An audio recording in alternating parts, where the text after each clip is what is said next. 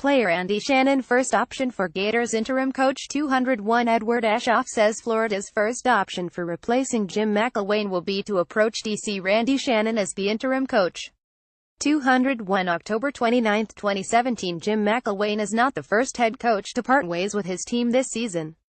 But his departure qualifies as the most high-profile, one that figures to set into motion a wild coaching carousel that could dramatically reshape college football and the SEC in particular. In that conference alone, Ole Miss will be looking for a head coach. Butch Jones remains on shaky ground at Tennessee. So does Kevin Sumlin at Texas A&M and Brett Bielema at Arkansas.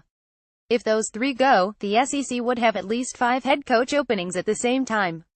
The dominoes there will ripple across the country, especially as other schools in other conferences start making their own decisions about their futures.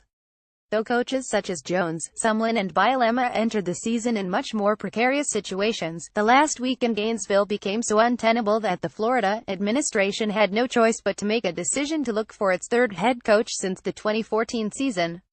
There is now undeniable pressure on new athletic director Scott Strickland to make the right decision once and for all, to get Florida back in the business of not just winning championships, but putting a team on the field that can actually find the end zone. Perhaps that is why Florida made the first move, to jump ahead of everyone else that is certain to be looking for a change at the top. This especially makes sense if the Gators want to target current UCF coach Scott Frost. As Nebraska struggles through another mediocre season, the Huskers would do well to go after Frost with everything they have, something they failed to do when they hired Mike Riley before the 2015 season. Frost, a former Nebraska QB who was then the offensive coordinator at Oregon, working with Heisman Trophy winner Marcus Mariota, never received a phone call. Where does Florida turn after parting ways with Jim McElwain? Joe Robbins Getty Images. But this time, Frost figures to receive multiple phone calls after what he has done in a little less than 2 seasons with the Knights. His spread offense, with principles he learned under Chip Kelly, ranks in the top 5 in the nation in total offense, and number 1 in scoring offense. UCF is the only undefeated Group of 5 team remaining, and as Frost has risen, his name has come up beyond just Nebraska. Florida absolutely has to hire a coach with an offensive background. Though the Gators did just that when they brought McElwain in for the 2015 season, he never could develop a quarterback the way he was charged with doing. Florida remains an absolute mess on offense, and is about to hit the decade mark without one elite quarterback to play in a season from start to finish. To put that into further context, the last time Florida averaged more than 400 yards on offense was in 2009, Tim Tebow's final season.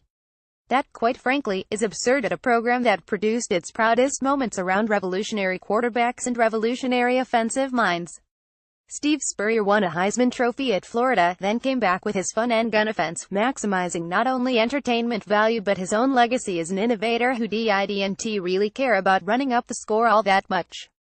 But as he was guiding Florida to a national championship and Danny Werfel to a Heisman, he also changed the expectation level at a school that had been mostly average until Spurrier arrived as head coach.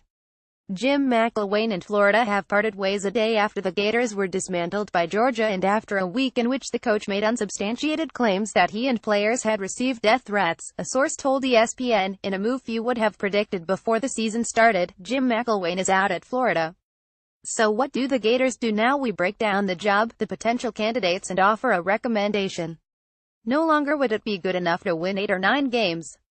No longer would it be good enough to put the fans to sleep with more traditional schemes and plays. The Spurrier legacy trampled Ron Zook until Urban Meyer brought his own revolutionary spread offense, another championship, and Tebow to town. But it's not Meyer that gets the comparisons in Gainesville. It's Spurrier, and that legacy trampled Will Muschamp before it trampled McElwain, 2 head coaches who clearly lacked the offensive imagination to keep up. Meanwhile, 2 hours down the highway in Orlando, Frost has done what Spurrier did in the early 1990s at Florida, transforming UCF into relevancy with an offense you can't stop watching. Frost has taken Mackenzie Milton from a 2-star prospect into the number 1 quarterback in the nation in passing efficiency. This was no slam dunk, either. During the spring, there was major uncertainty about whether Milton would win the starting job. Yet he has outperformed even the expectations Frost had for him, an unfamiliar concept for those who have watched the Florida offense at any point since Tebow left.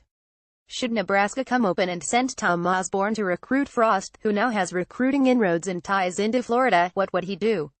There are other reasons Strickland has to get this job right. Kirby Smart appears to be building a powerhouse in Georgia, and Florida cannot afford to slip further behind the Bulldogs not only in the win-loss column but on the recruiting trail. Then there is Tennessee, the team Florida absolutely has to beat for the top coaching hire in the conference. On the whole, it may be hugely beneficial for so many head coaches to turn over at once. The last time this many turned over at once was in 2012, when 4 new SEC head coaches came into the mix: Jones, Bielema, Gus Malzahn and Mark Stoops. It was around that time that the SEC began to see its status as the best conference in the country begins to diminish. To be sure, that responsibility is not placed on the 4 head coaches who arrived in 2012. But one of the biggest reasons the SEC has lost the title as best conference is because it has fallen behind other conferences in the head coaching department. Both the Big Ten and ACC have made far better head coaching moves than the SEC has over the past 5 seasons, and that has allowed both those conferences to chip away at the league's strength.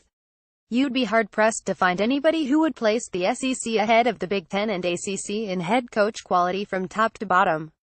It's time the SEC stepped up its game in that department, to not only help the individual programs but the conference as a whole. McElwain is just the first departure, but it won't come as any surprise if there is a seismic shift in the coaching ranks this season from the SEC and beyond.